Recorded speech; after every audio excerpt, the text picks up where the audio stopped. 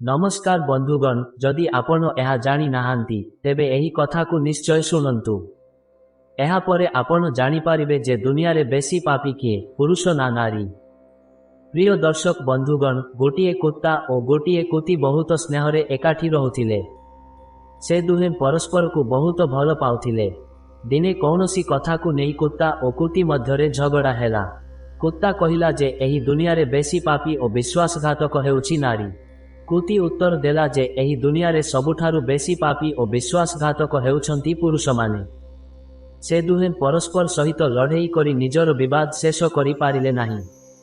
समाधान पाई सेमाने जमराजांको निकटकू गले। जमराजा कुत्ता को कहिले, तुमे किपरि कहि पारुछ जे दुनिया रे पुरुषंको अपेक्षा नारी माने अधिक पापी और विश्वासघातक। प्रिय दर्शक बंधुगण, जदि आपण एही कहानी शुणुछंती तेबे पूरा शुणंतु। एही कथा को अधारु छाड़िबार भूल करंतु नाही, कारण एही पवित्र कहानी को संपूर्ण शुणिले आपण इच्छित फल पाइबे और एक बहु अनुभूति मध्य प्राप्त करिबे। तेणु प्रिय दर्शक, एही कहानी को संपूर्ण शुणंतु। जदि आपण धर्म प्रति आस्था रखंती तेबे न्यायर असम्मान करंतु नाही। प्रिय दर्शक, तापरे कुत्ता जमराजांकु कहिला, हे प्रभु, मु आपनंकु एक कहानी कहिबाकु चाहुंची, जहा माध्यमरे आम समस्तंको पाई प्रमाणित होइजिबो जे पुरुषंको अपेक्षा नारी माने अधिक पापी और विश्वासघातक। तापरे जमराजा कहिले, ठीक अछि, तुमे कहानी कुह। कुत्ताटी कहानी आरंभ करिबाकु जाउथिबा बेले तांको पंजिकार चित्रगुप्त सेठारे आसी कहिले, हे प्रभु, मुन भी एही कहानी शुणिबाकु चाहुंची। मुन भी शुणिबाकु चाहुंची जे सबुठारु अधिक पापी और विश्वासघातक किए, पुरुष ना नारी। तापरे जमराजा कहिले, ठीक अछि, तुमे मध्य बस ओ शुण। तापरे कुत्ताटी जमराजा और चित्रगुप्तंको सामनारे कहानी कहिबाकु आरंभ कला। कुत्ता कहिला, गोटिए राज्ୟରେ राजा शक्तिसेन नामरे जणे राजा थिले। तांकर चारोटी पुओ थिले। राजकुमार वीरसेनंको किछि कथारे क्रोधित होई शक्तिसेन तांको राज्यरु बाहर करिदेबाकु आदेश देले। राजांकर एही आदेश शुणी समस्ते एही विषयरे चिंतित होई गले। तापरे राजकुमार वीरसेन निज प्रासाद को जाई दुखित हेले।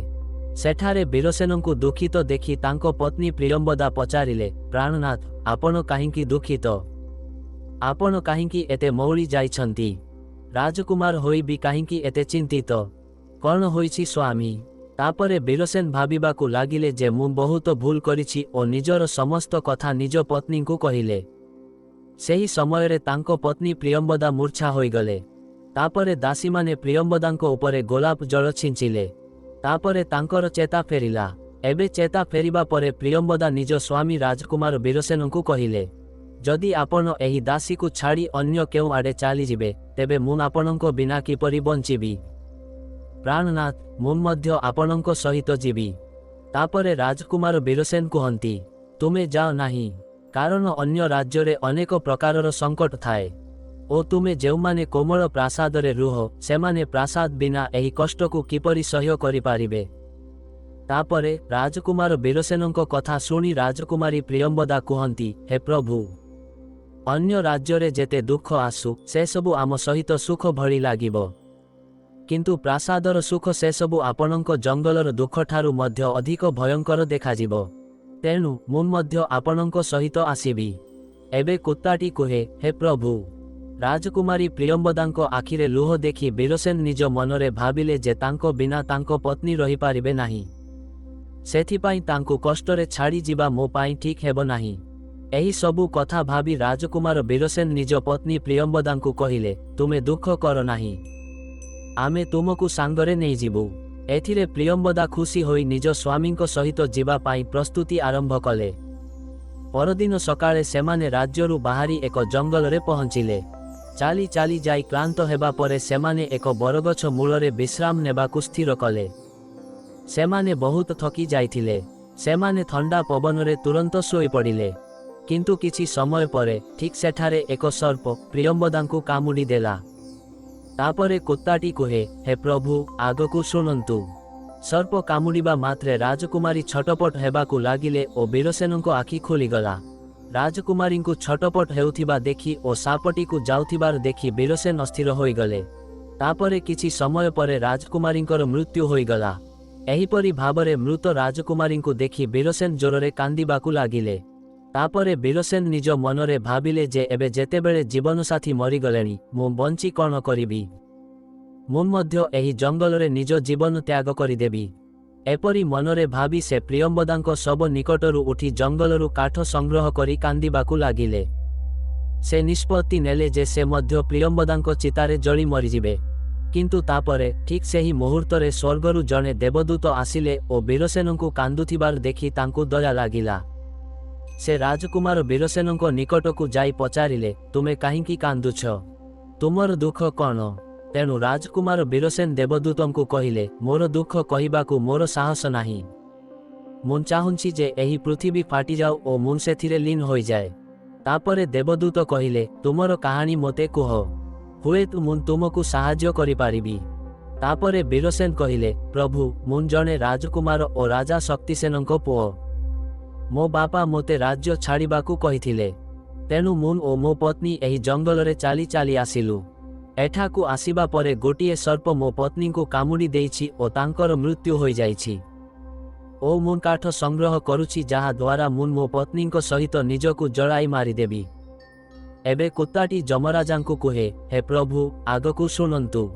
ବୀରସେନଙ୍କ କଥା ଶୁଣି ଦେବଦୂତ କହିଲେ, ରାଜକୁମାର, ତୁମେ ବହୁତ ମୂର୍ଖ। ଏହା ହେଉଛି ଦୁନିଆ, ଏଠାରେ ମଣିଷର ଆସିବା ଓ ଯିବା ଲାଗି ରହିଥାଏ।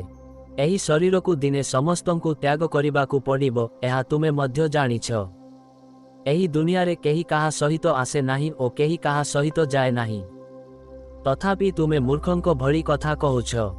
ଯଦି ତୁମେ ବଞ୍ଚି ରୁହ ତେବେ ତୁମେ ଅନେକ ରାଣୀ ପାଇବ। ତେଣୁ ମୋ କହିବା ଅନୁଯାୟୀ ମରିବାର ଚିନ୍ତା ଛାଡ଼ିଦିଅ। ଦେବତାମାନେ ମଧ୍ୟ ଏହି ମାନବ ଶରୀରକୁ ପ୍ରାପ୍ତ କରିବା ପାଇଁ ବହୁତ ଉତ୍ସୁକ। ତେବେ ତୁମେ କାହିଁକି ଶରୀରକୁ ନଷ୍ଟ କରିବାକୁ ଚାହୁଁଛ? ଏହିପରି ଦେବଦୂତଙ୍କ କଥା ଶୁଣି ବୀରସେନ କୁହନ୍ତି, ପ୍ରଭୁ, ଆପଣ ଯାହା କହିଛନ୍ତି ତାହା ସତ। କିନ୍ତୁ ମୁଁ କୌଣସି ଜନ୍ମରେ ମଧ୍ୟ ଏପରି ସମର୍ପିତ ପତ୍ନୀ ପାଇବି ନାହିଁ। ତେଣୁ ମୁଁ ତାଙ୍କ ସହିତ ମରିଯିବି। ବୀରସେନଙ୍କର ଏହି ଚିନ୍ତାଧାରା ଶୁଣି ଦେବଦୂତ ଜାଣିପାରିଲେ ଯେ ସେ ନିଜ ପତ୍ନୀଙ୍କ ବିନା ବଞ୍ଚିପାରିବେ ନାହିଁ। ତାପରେ ଦେବଦୂତ ବୀରସେନଙ୍କୁ କହିଲେ, ରାଜକୁମାର, ତୁମ ପତ୍ନୀଙ୍କୁ ପୁନର୍ଜୀବିତ କରିବାର ଗୋଟିଏ ହିଁ ଉପାୟ ଅଛି। ଏବେ ମୋ କଥାକୁ ଧ୍ୟାନର ସହ ଶୁଣ। ଯଦି ତୁମେ ଏହା କରିପାରିବ ତେବେ ତୁମ ପତ୍ନୀ ଜୀବିତ ହୋଇପାରିବେ। ତାପରେ ବୀରସେନ କହିଲେ, ମହାରାଜ, ଆପଣ ଯାହା କହିବେ ତାହା ସବୁ କରିବାକୁ ମୁଁ ପ୍ରସ୍ତୁତ ଅଛି। କେବଳ ମୋ ପତ୍ନୀଙ୍କୁ ପୁନର୍ଜୀବିତ କରନ୍ତୁ। ତାପରେ ଦେବଦୂତ କହିଲେ, ତୁମ ପତ୍ନୀଙ୍କର ମାତ୍ର 30 ବର୍ଷ ବୟସ ଥିଲା, ଯାହା ସେ ବିତାଇ ସାରିଛନ୍ତି। ଏହା ବଦଳରେ ତୁମର 80 ବର୍ଷ ବୟସ, ସେଥିମଧ୍ୟରୁ 40 ବର୍ଷ ବିତିଯାଇଛି। 40 ବର୍ଷ ଆୟୁଷ ଏବେ ବି ବାକି ଅଛି, ଅର୍ଥାତ୍ ତୁମ ପାଖରେ ଆହୁରି 40 ବର୍ଷ ବଞ୍ଚିବାର ସୁଯୋଗ ଅଛି। ଯଦି ତୁମେ ତୁମର ଅଧା ଆୟୁଷ ତୁମ ପତ୍ନୀଙ୍କୁ ସମର୍ପିତ କର ତେବେ ତୁମ ଦୁହିଁଙ୍କ ବୟସ ସମାନ ହୋଇଯିବ। ଯଦି ତୁମେ ଏହା ସ୍ୱୀକାର କର ତେବେ ରାଜକୁମାରୀ ଶୀଘ୍ର ଭଲ ହୋଇଯିବେ। ଏହିପରି ଭାବରେ ଦେବଦୂତଙ୍କ କଥା ଶୁଣି ରାଜକୁମାର ବୀରସେନ କହିଲେ, ମୁଁ ରାଜି। ତାପରେ ଦେବଦୂତ ବୀରସେନଙ୍କ ହାତରେ ପାଣି ଦେଲେ। 20 ବର୍ଷ ପାଇଁ ରାଜକୁମାରୀଙ୍କ ପାଦରେ ପାଣି ଢାଳିବାକୁ ଶପଥ କରାଇଲେ।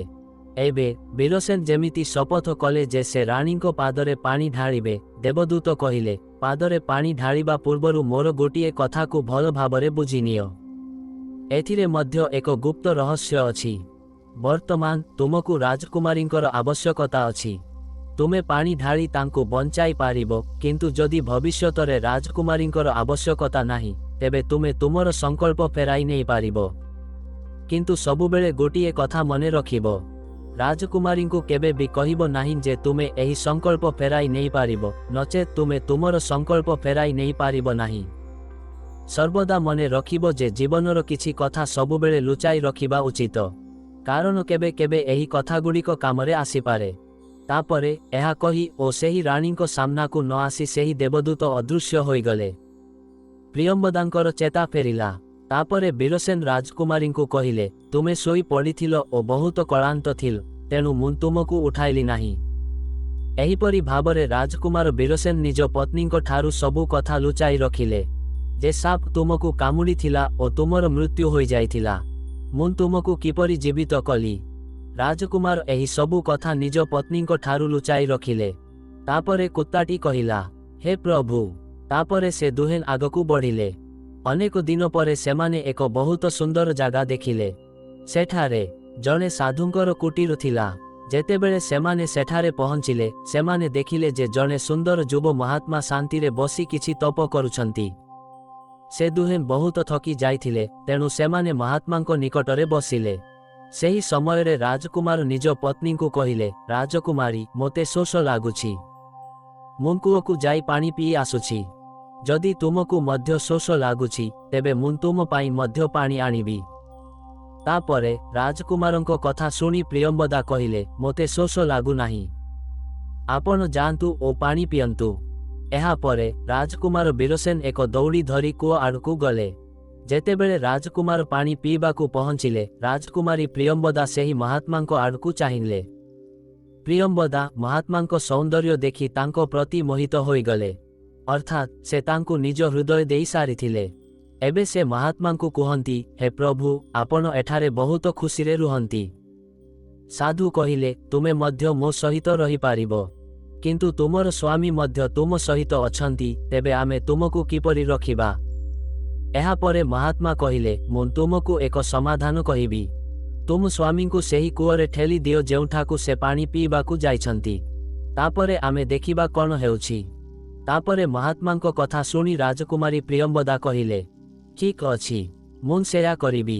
ଏବେ ସେତିକି ସମୟରେ ରାଜକୁମାର ବୀରସେନ ପାଣି ପିଇ ରାଜକୁମାରୀଙ୍କ ନିକଟକୁ ଆସିଲେ। ତାପରେ ସେ କହିଲେ, ମୋତେ ମଧ୍ୟ ଏବେ ଶୋଷ ଲାଗୁଛି। ପୁଣି ଥରେ କୂଅକୁ ଯାଅ ଓ ମୋ ପାଇଁ ମଧ୍ୟ ପାଣି ଆଣ। ତାପରେ ରାଜକୁମାର ବୀରସେନ କହିଲେ, ମୁଁ ତୁମକୁ ପୂର୍ବରୁ ପଚାରିଥିଲି ଓ ତୁମେ ମନା କରିଥିଲ। ଓ ଯଦି ତୁମକୁ ଶୋଷ ଲାଗୁଛି, ତେବେ ମୁଁ ଏବେ ହିଁ ପାଣି ଆଣିବି। ତାପରେ ବୀରସେନ ପାଣି ଆଣିବାକୁ ଗଲେ ଓ ପ୍ରିୟମ୍ବଦା ମଧ୍ୟ ଶୀଘ୍ର ତାଙ୍କ ସହିତ କହିଲେ, ମୁଁ ମଧ୍ୟ ତୁମ ସହିତ ଯିବି। ବିଚାରା ବୀରସେନ ନିଜ ପ୍ରେମରେ ପାଗଳ ଥିଲେ। ସେ କ'ଣ ଜାଣିଥିଲେ ଯେ ସେ ତାଙ୍କ ଜୀବନ ନେବା ପାଇଁ ତାଙ୍କ ସହିତ ଆସୁଛନ୍ତି। ପ୍ରିୟ ଦର୍ଶକ ବନ୍ଧୁଗଣ, ପ୍ରକୃତରେ ବିଦ୍ୱାନମାନେ ସତ କୁହନ୍ତି ଯେ ନାରୀମାନଙ୍କ ଚରିତ୍ରକୁ ଦେବତାମାନେ ମଧ୍ୟ ଜାଣିପାରନ୍ତି ନାହିଁ। ମନୁଷ୍ୟ କ'ଣ? ଶ୍ରେଷ୍ଠ ଜ୍ଞାନୀମାନେ ମଧ୍ୟ ସେମାନଙ୍କ ଜାଲରେ ଧରା ପଡ଼ନ୍ତି। ଯେତେବେଳେ ରାଜକୁମାର ବୀରସେନ କୂଅକୁ ଯାଇ ପାଣି ଆଣିବା ପାଇଁ ବାଲ୍ଟି ପକାନ୍ତି, ପ୍ରିୟମ୍ବଦା ନିଜ ସ୍ୱାମୀ ଅର୍ଥାତ୍ ରାଜକୁମାର ବୀରସେନଙ୍କୁ ଠେଲି କୂଅ ଭିତରକୁ ଫିଙ୍ଗି ଦିଅନ୍ତି ଓ ସେ ନିଜେ ସେହି ମହାତ୍ମାଙ୍କ ପାଖକୁ ଯାଆନ୍ତି। ସେ ତାଙ୍କୁ ନେଇ ଏକ ରାଜ୍ୟରେ ବସବାସ କରନ୍ତି ଓ ସେ ଦୁହେଁ ସେଠାରେ ଖୁସିରେ ରହିବାକୁ ଲାଗିଲେ। ତାପରେ ମହାତ୍ମା ପ୍ରିୟମ୍ବଦାଙ୍କୁ ଏପରି ନାଚିବା ଓ ଗାଇବା ଶିଖାଇଲେ ଯେ ସେ ଜଣେ ନୃତ୍ୟାଙ୍ଗନା ଭାବରେ ପ୍ରସିଦ୍ଧ ହୋଇଗଲେ। ଧୀରେ ଧୀରେ ସେହି ରାଜକୁମାରୀ ସାରା ସହରରେ ପ୍ରସିଦ୍ଧ ହୋଇଗଲେ। ଏହିପରି ପ୍ରିୟମ୍ବଦାଙ୍କ ନାଚ ଓ ଗୀତ କାରଣରୁ ସେହି ମହାତ୍ମାଙ୍କୁ ଲକ୍ଷ ଲକ୍ଷ ଟଙ୍କା ମିଳିଲା। ରାଜକୁମାରୀ ମଧ୍ୟ ସେହି ମହାତ୍ମାଙ୍କ ସହିତ ମଜାରେ ରହିବାକୁ ଲାଗିଲେ। ଯେଉଁ ସମୟରେ ପ୍ରିୟମ୍ବଦା ନିଜ ସ୍ୱାମୀ ବୀରସେନଙ୍କୁ କୂଅ ଭିତରକୁ ଠେଲି ଦେଇଥିଲେ, ଦୈବଯୋଗକୁ ସେହି କୂଅରେ ଝୁଲୁଥିବା ଏକ ଶିକୁଳିକୁ ବୀରସେନ ଧରି ପକାଇଲେ ଓ ତାକୁ ଧରି ସେ କୂଅ ଭିତରେ ଝୁଲି ରହିଲେ। ହେ ପ୍ରଭୁ, ମହାଦେବଙ୍କୁ ସ୍ମରଣ କରି ସେ ଭାବିବାକୁ ଲାଗିଲେ, ଏହା କ'ଣ ମୋ ପ୍ରେମର ଦଣ୍ଡ? କିଛି ସମୟ ପରେ ସେଠାକୁ ଏକ ବଞ୍ଜାରାଙ୍କ ଦଳ ଆସିଲା। ଦଳରୁ ଜଣେ ବଞ୍ଜରା ଏକ ବାଲ୍ଟି ନେଇ କୂଅରୁ ପାଣି ଭରିବାକୁ ଲାଗିଲା। ଯେତେବେଳେ ସେ ବାଲ୍ଟିକୁ ପାଣିରେ ପକାଇଲା, ବୀରସେନ ହାତରେ ତାଙ୍କ ବାଲ୍ଟିକୁ ଧରିଲେ। ଏହା ଦେଖି ବଞ୍ଜରା ଆଶ୍ଚର୍ଯ୍ୟ ହୋଇଗଲା ଓ ପଚାରିଲା, ତୁମେ କିଏ? ରାଜକୁମାର ବୀରସେନ କହିଲେ, ଭାଇ, ମୁଁ ଫସି ଯାଇଛି, ମୋତେ ଏଠାରୁ ବାହାର କର ଓ ମୋ ଜୀବନ ବଞ୍ଚାଅ। ମୁଁ ଜୀବନ ସାରା ତୁମର ଉପକାର ଭୁଲିବି ନାହିଁ। ଓ ଏହା କହି ରାଜକୁମାର ବୀରସେନ ବଞ୍ଜରାଙ୍କୁ ପ୍ରାର୍ଥନା କରିବାକୁ ଲାଗିଲେ। ତାପରେ ରାଜକୁମାର ବୀରସେନଙ୍କ ଦୁଃଖ ଦେଖି ବଞ୍ଜରାଙ୍କ ତାଙ୍କ ଉପରେ ଦୟା ଲାଗିଲା ଓ ସେ ବୀରସେନଙ୍କୁ କୂଅରୁ ବାହାର କଲେ। ତାପରେ ସେମାନେ ପଚାରିବାରୁ ବୀରସେନ ତାଙ୍କର ସମସ୍ତ କାହାଣୀ କହିଲେ। ମୁଁ ଜଣେ ରାଜକୁମାର। ମୋ ବାପା ମୋତେ ରାଜ୍ୟରୁ ବାହାର କରି ଦେଇଥିଲେ। ତେଣୁ ମୁଁ ମୋର ପ୍ରିୟ ପତ୍ନୀଙ୍କ ସହିତ ଏକ ଜଙ୍ଗଲରେ ପହଞ୍ଚିଲି।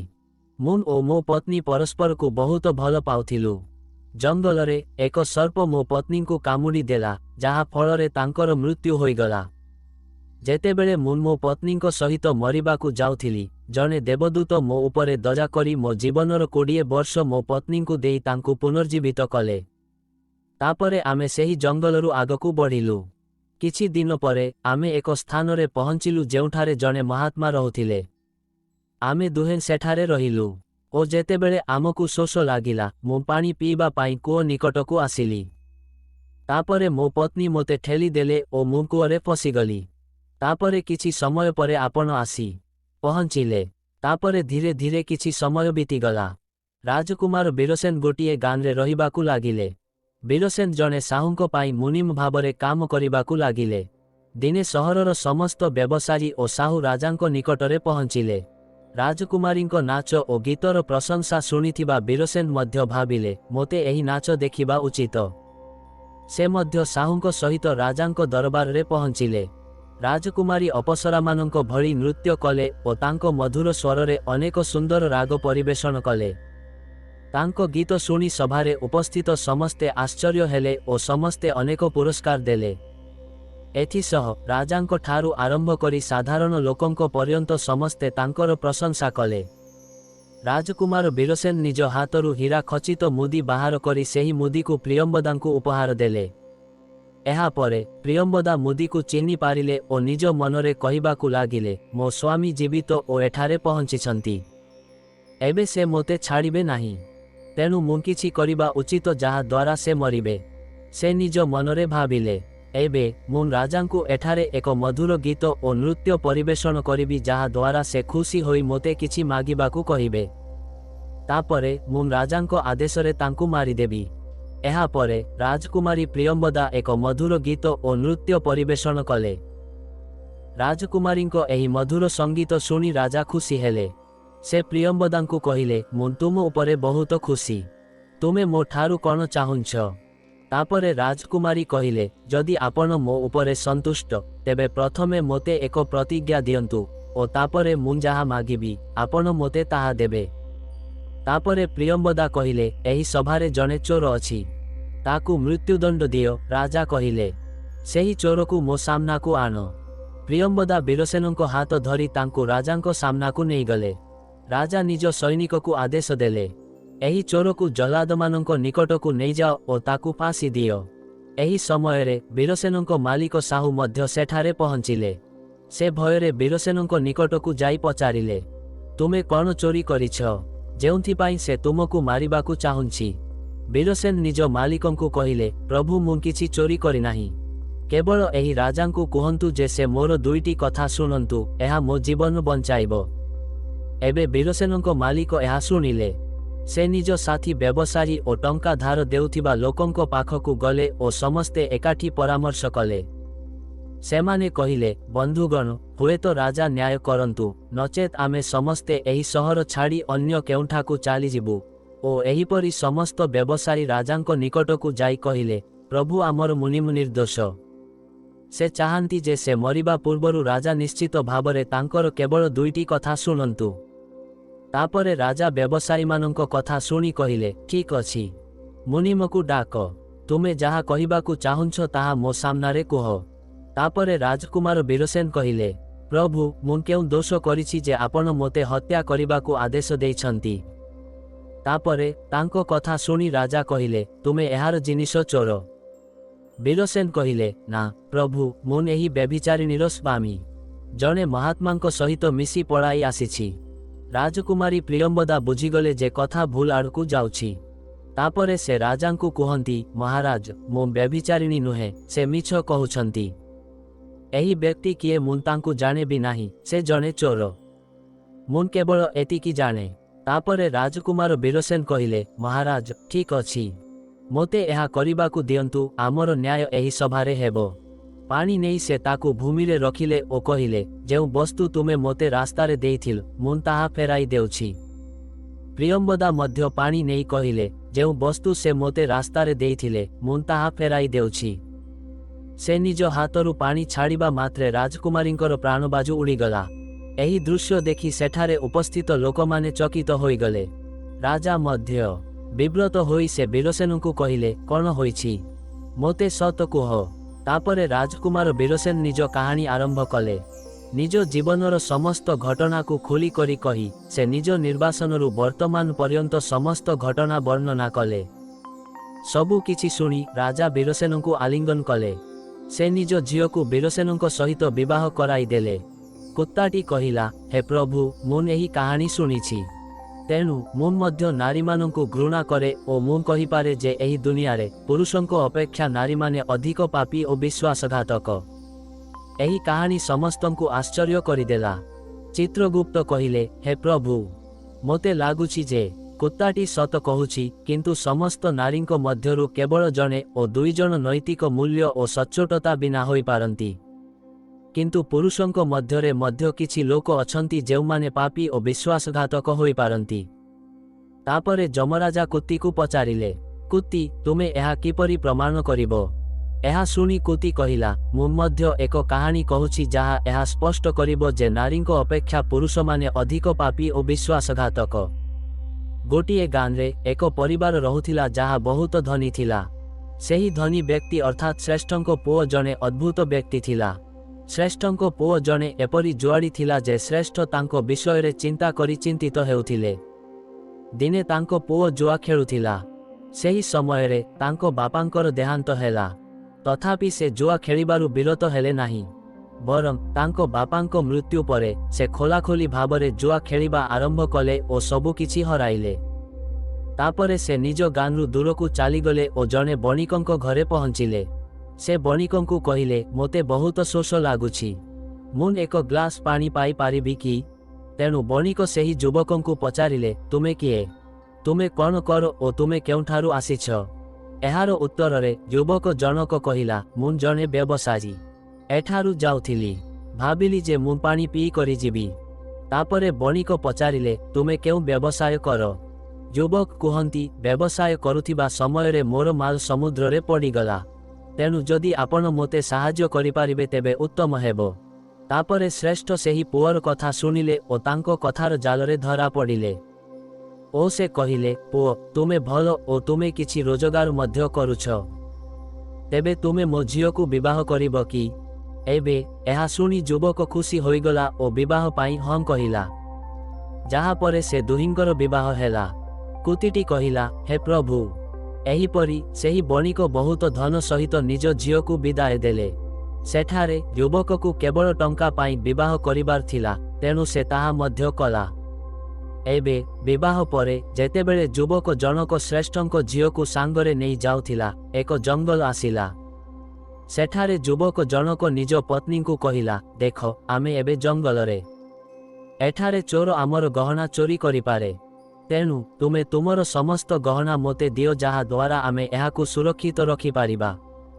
ଯୁବତୀ ନିଜ ସ୍ୱାମୀଙ୍କୁ ବିଶ୍ୱାସ କରି ନିଜର ସମସ୍ତ ଗହଣା ତାଙ୍କୁ ଦେଇଦେଲେ। ଓ ସେ କାହିଁକି ବିଶ୍ୱାସ ନ କରିବ, କାରଣ ସେ ଥିଲେ ତାଙ୍କର ସ୍ୱାମୀ। ଏହାପରେ ଯୁବକ ଜଣକ ନିଜ ପତ୍ନୀଙ୍କ ଗହଣା ଏକ ବ୍ୟାଗରେ ବାନ୍ଧିଲା। ଏହି ସମୟରେ ଯୁବକର ମନରେ ଲୋଭ ପୂର୍ବରୁ ଥିଲା, ତାପରେ ତାହା ଆହୁରି ବଢ଼ିଗଲା। ତାଙ୍କ ପତ୍ନୀଙ୍କ ସହିତ ଯାଉଥିବା ଜଣେ ଦାସୀକୁ, ଯାହାକୁ ଶ୍ରେଷ୍ଠ ନିଜ ଝିଅ ସହିତ ପଠାଇଥିଲେ, ଯୁବକ ଜଣକ ସେହି ଦାସୀକୁ ମାରିଦେଲା। ତାପରେ ସେ ନିଜ ପତ୍ନୀଙ୍କୁ ଏକ କୂଅ ଭିତରେ ପକାଇ ଦେଲା ଓ ମନରେ ଏହି ଚିନ୍ତା କଲା, ମୁଁ ତାଙ୍କୁ କେବଳ ଟଙ୍କା ପାଇଁ ବିବାହ କରିଥିଲି, ମୋତେ ଟଙ୍କା ମିଳିଗଲା। ଓ ସେ ଭାବିଲା ଯେ ସେ ବୁଡ଼ି ମରିଯିବ। ଏପରି ଭାବି ଯୁବକ ଜଣକ ସେଠାରୁ ଚାଲିଗଲା। କିନ୍ତୁ ତାଙ୍କ ପତ୍ନୀଙ୍କର ମୃତ୍ୟୁ ହେଲା ନାହିଁ। ଓ ସେ କୂଅରୁ ବାହାରିବା ପାଇଁ ଡାକିବାକୁ ଲାଗିଲେ। ଜଣେ ବ୍ୟକ୍ତି କୂଅ ପାଖ ଦେଇ ଯାଉଥିଲେ ଓ ଯେତେବେଳେ ସେ ଜଣେ ମହିଳାଙ୍କ ସ୍ୱର ଶୁଣିଲା, ସେ ସେହି ମହିଳାଙ୍କୁ କୂଅରୁ ବାହାର କଲା। ତାପରେ ତାଙ୍କୁ କୂଅରୁ ବାହାର କରିବା ପରେ ମହିଳା ଜଣକ ସେହି ବ୍ୟକ୍ତିଙ୍କୁ ନିଜର ସମସ୍ତ ସୂଚନା ଦେଲେ। ଓ ସେହି ବ୍ୟକ୍ତି ମହିଳାଙ୍କୁ ତାଙ୍କ ବାପାଙ୍କ ଘରକୁ ନେଇଗଲା। ଏବେ ଯେତେବେଳେ ଯୁବତୀ ଜଣକ ତାଙ୍କ ବାପାଙ୍କ ଘରେ ପହଞ୍ଚିଲେ, ତାପରେ ତାଙ୍କ ବାପା ପଚାରିଲେ, ତୁମର କ'ଣ ହେଲା? ଯୁବତୀ ଜଣକ କହିଲେ, ବାପା, କିଛି ଚୋର ଜଙ୍ଗଲରେ ଆମକୁ ଆକ୍ରମଣ କଲେ, ଦାସୀକୁ ମାରିଦେଲେ, ମୋତେ କୂଅରେ ଠେଲି ଦେଲେ ଓ ମୁଁ ମୋ ସ୍ୱାମୀଙ୍କ ବିଷୟରେ କିଛି ଜାଣିନାହିଁ। ଝିଅର କଥା ଶୁଣି ବଣିକ ସାନ୍ତ୍ୱନା ଦେଇ କହିଲେ, ଠିକ୍ ଅଛି, ଭଗବାନ ସବୁ ଠିକ୍ କରିଦେବେ। କୁତିଟି ଦୁଃଖିତ ସ୍ୱରରେ କହିଲା, ହେ ପ୍ରଭୁ, ଏହି ଦୁନିଆରେ କେବଳ ପୁରୁଷମାନେ ବିଶ୍ୱାସଘାତକ ଓ ପାପୀ। ଏବେ ନ୍ୟାୟର ନିଷ୍ପତ୍ତି ଆପଣଙ୍କ ହାତରେ। ମୁଁ ମଧ୍ୟ ଆପଣଙ୍କୁ ଏକ କାହାଣୀ କହିଛି ଓ କୁତ୍ତା ମଧ୍ୟ ତାର କାହାଣୀ କହିଛି। ଏବେ ଆପଣ ନ୍ୟାୟ କରନ୍ତୁ। ଯମରାଜା ସେ ଦୁହିଁଙ୍କର କାହାଣୀ ଶୁଣିବା ପରେ କହିଲେ, ଠିକ୍ ଅଛି, କୁତ୍ତା ଓ କୁତି, ମୁଁ ତୁମର କାହାଣୀ ଧ୍ୟାନର ସହ ଶୁଣିଛି। ଏବେ ମୁଁ ଏହାର ନ୍ୟାୟ କରୁଛି। ପ୍ରକୃତରେ ଏହି ଦୁନିଆରେ ପୁରୁଷ ଓ ନାରୀ ମଧ୍ୟରେ କିଏ ଅଧିକ ପାପୀ ଓ ବିଶ୍ୱାସଘାତକ, ଏହା ମୋ ପାଇଁ ସ୍ପଷ୍ଟ ହୋଇଛି। ଯମରାଜ କହିଲେ ଯେ ପାପ ଏବଂ ବିଶ୍ୱାସଘାତକତା କୌଣସି ଜାତି, ବର୍ଣ୍ଣ କିମ୍ବା ଧର୍ମର ସୀମା ଭିତରେ ବନ୍ଧା ନୁହେଁ। ଏହା ସମାଜର କୌଣସି ଉଚ୍ଚ କିମ୍ବା ନୀଚ ସ୍ତରର ସମ୍ପତ୍ତି ନୁହେଁ। ସବୁଠାରୁ ଗୁରୁତ୍ୱପୂର୍ଣ୍ଣ କଥା ହେଉଛି, ପାପ କେବଳ ପୁରୁଷର କିମ୍ବା କେବଳ ନାରୀର ଏକାଧିକାର ନୁହେଁ। ତାଙ୍କ ଦୃଷ୍ଟିରେ ଧର୍ମର ଦଣ୍ଡ ଦେବା ସମୟରେ କେହି ପୁରୁଷ କିମ୍ବା ନାରୀ ନଥାନ୍ତି। ସେଠାରେ ଥାଏ କେବଳ ଗୋଟିଏ ଆତ୍ମା, ଯାହାର କର୍ମର ହିସାବ ନିଆଯାଏ। ଧର୍ମରାଜ କହିଲେ, ପାପ ବାହାରୁ ଆସେ ନାହିଁ, ଏହା ମନର ଗଭୀରତାରେ ଜନ୍ମ ନିଏ। ଯେତେବେଳେ ଜଣେ ବ୍ୟକ୍ତିର ଚିନ୍ତାଧାରା ଉଚ୍ଚ ଆଦର୍ଶରୁ ତଳ ସ୍ତରକୁ ଖସିଯାଏ, ଅର୍ଥାତ୍ ଲୋଭ, ଈର୍ଷା, ସ୍ୱାର୍ଥପରତା ଏବଂ କ୍ରୋଧ ପରି ନିମ୍ନ ପ୍ରବୃତ୍ତିଗୁଡ଼ିକ ମସ୍ତିଷ୍କକୁ ନିୟନ୍ତ୍ରଣ କରନ୍ତି, ସେତେବେଳେ ସେହି ବ୍ୟକ୍ତି ଆପେ ଆପେ ପାପର ପଥରେ ପାଦ ଦିଏ। ଏହି ଅବନତି ପୁରୁଷ କିମ୍ବା ନାରୀ ଦେଖେ ନାହିଁ। ଯେକୌଣସି ବ୍ୟକ୍ତି ନିଜ ମନକୁ ଅନ୍ଧକାରରେ ବୁଡ଼ାଇଲେ ସେ ପାପୀର ପରିଚୟ ପାଏ। ମନର ଶୁଦ୍ଧତା ହିଁ ମାନବତ୍ୱର ପ୍ରଥମ ସୋପାନ। ଯମରାଜଙ୍କର ଶେଷ କଥାଟି ଏକ ସତର୍କ ଘଣ୍ଟି ସଦୃଶ।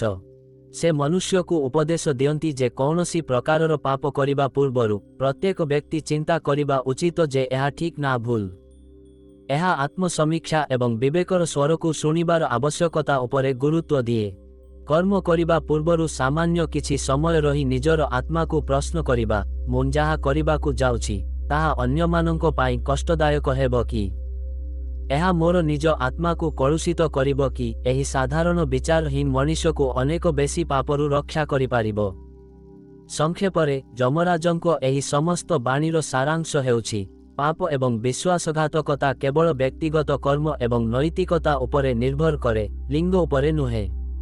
ମୃତ୍ୟୁର ଦେବତା, ଧର୍ମ ଏବଂ କର୍ମର ହିସାବକାରୀ ଯମରାଜଙ୍କର ଏହି ବାଣୀ କେବଳ ଏକ ସାଧାରଣ ଉପଦେଶ ନୁହେଁ, ବରଂ ଏହା ମାନବ ଜୀବନର ସର୍ବଶ୍ରେଷ୍ଠ ଦର୍ଶନକୁ ପ୍ରକାଶ କରେ।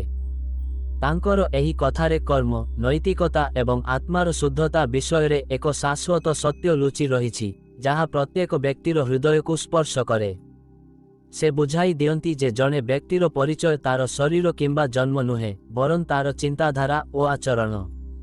ମାନବ ଜାତି ପାଇଁ ଏହା ଏକ ଶକ୍ତିଶାଳୀ ବାର୍ତ୍ତା, ଆମର ଭାଗ୍ୟ କେବଳ ଆମ ହାତରେ ନିହିତ। ଯଦି ଆମେ ପୁଣ୍ୟ ଏବଂ ସତ୍ୟର ମାର୍ଗ ବାଛିବା, ତେବେ ଆମର ଆତ୍ମା ମୁକ୍ତି ପାଇବ, କିନ୍ତୁ ଯଦି ଆମେ ପାପ ଏବଂ ବିଶ୍ୱାସଘାତକତାର ଅନ୍ଧକାର ପଥରେ ଯିବା, ତେବେ ମୃତ୍ୟୁ ପରେ ଆମର ହିସାବ କେବଳ ଆମର କର୍ମ ଦ୍ୱାରା ହିଁ ହେବ। ପ୍ରିୟ ବନ୍ଧୁଗଣ, ପ୍ରକୃତରେ ଏକ ବ୍ୟକ୍ତିର ଚିନ୍ତାଧାରା ସେମାନଙ୍କ ସ୍ତରରୁ ତଳକୁ ଯାଇପାରେ ଓ ଏହା ହିଁ ସେମାନଙ୍କୁ ପାପୀ ଓ ବିଶ୍ୱାସଘାତକ କରିଥାଏ। ଶାସ୍ତ୍ର ଅନୁଯାୟୀ ମହାଭାରତ ଯୁଗରେ ଯୋଗୀରାଜ ଶ୍ରୀକୃଷ୍ଣ ଗୁରୁ ଦ୍ରୋଣଙ୍କ ପୁଅ ଅଶ୍ୱତ୍ଥାମାଙ୍କୁ ଶିଶୁହତ୍ୟା ଉଦ୍ୟମ ପାଇଁ ଦଣ୍ଡ ଦେବା ସମୟରେ ଯିଏ ଅମରତ୍ୱ ପ୍ରାପ୍ତ କରିଥିଲେ, ତାଙ୍କର ଅମୂଲ୍ୟ ଉତ୍ତରାଧିକାରୀ ରତ୍ନକୁ ଛଡ଼ାଇ ନେଇଥିଲେ, ଯାହାର ଅନୁପସ୍ଥିତିରେ ସେ ଶକ୍ତିହୀନ ହୋଇଗଲେ। ଏହା ଉଲ୍ଲେଖନୀୟ ଯେ ଅଶ୍ୱତ୍ଥାମା ଅଭିମନ୍ୟୁଙ୍କ ପତ୍ନୀ ଉତ୍ତରାଙ୍କ ଗର୍ଭରେ ବଢୁଥିବା ଶିଶୁକୁ ମାରିବାକୁ ଉଦ୍ୟମ କରିଥିଲେ। ତାପରେ ତାଙ୍କୁ ରକ୍ଷା କରିବା ପାଇଁ ଭଗବାନ ଶ୍ରୀକୃଷ୍ଣ ନିଜେ ଉତ୍ତରାଙ୍କ ଗର୍ଭରେ ପ୍ରବେଶ କରି ଭ୍ରୂଣକୁ ରକ୍ଷା କରିଥିଲେ। ଏହା ହେଉଛି କାରଣ ଯେ ଧର୍ମଶାସ୍ତ୍ରରେ ଜୀବନ୍ତ ପ୍ରାଣୀ ଓ ଭ୍ରୂଣ ହତ୍ୟା ବିରୁଦ୍ଧରେ ଦୃଢ଼ ଶବ୍ଦରେ କୁହାଯାଇଛି। ଧାର୍ମିକ ଗ୍ରନ୍ଥ ଅନୁଯାୟୀ ନାରୀମାନଙ୍କୁ ଶକ୍ତିର ପ୍ରତୀକ ଭାବରେ ବିବେଚନା କରାଯାଏ। ଏଥିପାଇଁ ପ୍ରତ୍ୟେକ ଯୁଗରେ ମହାନ ପୁରୁଷମାନେ ତାଙ୍କୁ ପୂଜା କରିଛନ୍ତି। ନାରୀ ନିଜ ଗର୍ଭରୁ ଦିବ୍ୟ ଶକ୍ତି ଓ ମହାନ ପୁରୁଷମାନଙ୍କୁ ଜନ୍ମ ଦେଇଛନ୍ତି। ଏହା ହେଉଛି କାରଣ ଯେ ନାରୀଙ୍କୁ ଜଗତ ଜନନୀ ଓ ବ୍ରହ୍ମାଣ୍ଡର ସ୍ରଷ୍ଟା ମଧ୍ୟ କୁହାଯାଏ। ଓ କୌଣସି ଧାର୍ମିକ ଶାସ୍ତ୍ର ପୃଥିବୀର ଲୋକଙ୍କୁ ସୃଷ୍ଟିକୁ ଶେଷ କରିବାର ଅଧିକାର ଦେଇନାହିଁ।